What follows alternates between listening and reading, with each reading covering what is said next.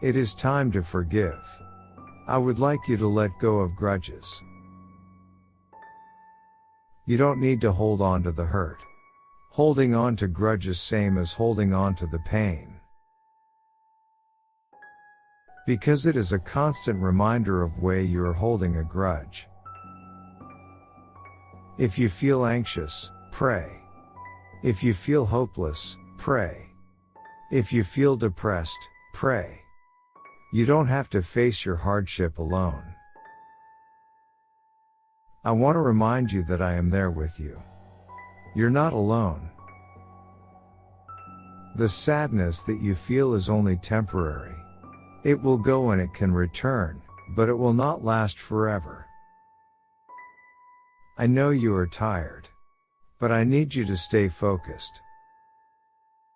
I will give you rest. I will bring you happiness. I will give you victory.